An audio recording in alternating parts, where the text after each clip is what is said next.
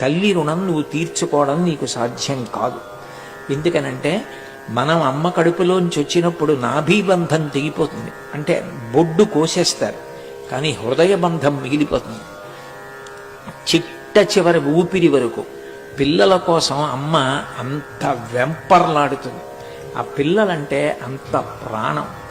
ఆ బిడ్డలు కడుపులో పెరుగుతున్నప్పుడు నిజానికి ఒంగోలేక, తనకిష్టమైంది తినలేక వాంతులవుతుంటే అంత కష్టానికి ఓర్చి ఎక్కడ కాలు జారి పడిపోతానోనని అంత నెమ్మదిగా అడుగులు వేస్తూ అంత జాగ్రత్తగా ఉండి, ఒకవేళ ఆ బిడ్డని కంటున్నప్పుడు విశేషంగా నెత్తురు పోయిన కారణం చేత తాను మరణించినా మరణించవచ్చు. తాను మరణిస్తానని తెలిసినా కూడా తన బిడ్డకి జన్మనివ్వడం కోసం మృత్యువుకి కూడా సిద్ధపడే ఏకైక వ్యక్తి ఈ ప్రపంచంలో ఎవరైనా ఉంటే అమ్మ ఒక్కతే.